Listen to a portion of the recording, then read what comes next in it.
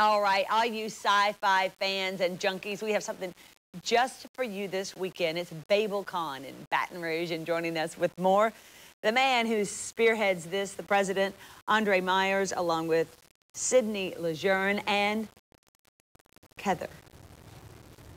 Great to see you this morning. Was it hard getting up, honey? Yeah. I'm right there with you. Good to see both of you this morning. Thank you.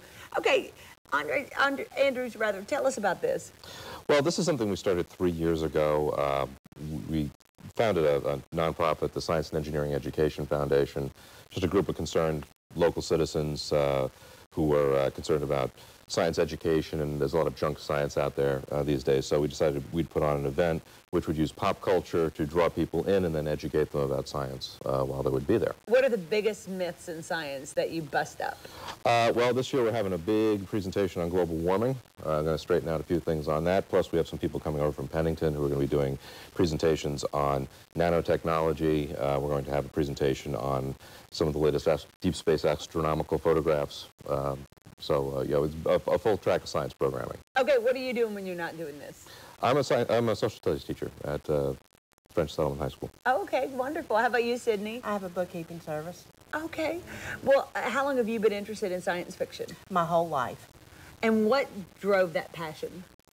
It was just always so interesting, and to think of the future and what could happen. And that's what good science fiction does. Besides tell a good story, it makes you think about the future. Favorite science fiction character? I guess I'd have to say Jean-Luc Picard, since my youngest son is named after him. I would say that's a real fan right there. Okay, how about you, Heather?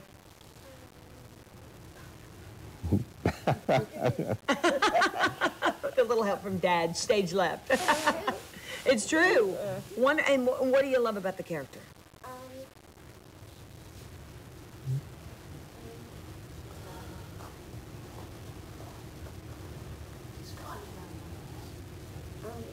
He's funny, right?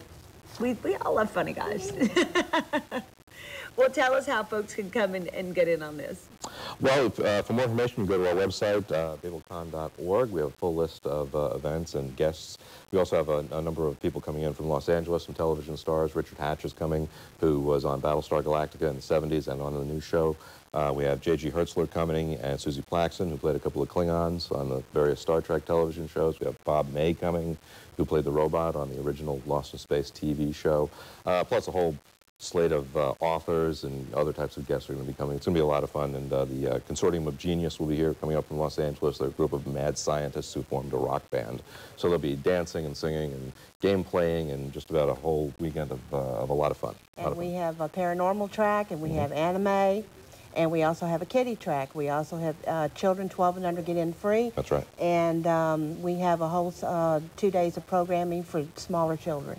Wow. Okay, does it surprise you that years later, let's say Star Trek, after many of those wonderful series that were, really taking us into the future, that there's still just such a following? No, not really, especially when you consider how much of what they've spoken about in the past has come true.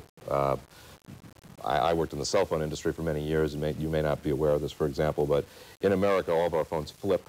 That's not true in the rest of the world. The rest of the world, everyone uses bar phones. The only reason they flip here is because of the popularity of Star Trek. So the engineers designed the phone specifically to replicate what was seen on television.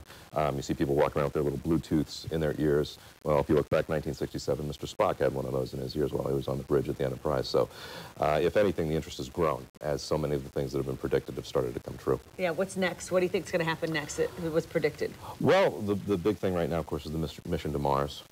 So hopefully we'll have some discussion on that at the convention as well. And, of course, all the latest advances in computer technology. Okay, I still want the Jetsons car that flies, so. We actually have a presentation on that really? as to why we don't have flying cars yet. Okay. So if you're interested, come and see it. Absolutely. Thanks so much. Thanks Andrew, Sydney, great to see you. Thank you. Heather, y'all have a great week. If you want more information, head to the tune-in page and stay with us. We're heading over to JP. All right, Whitney, thank you very much. Live long and prosper. Yes.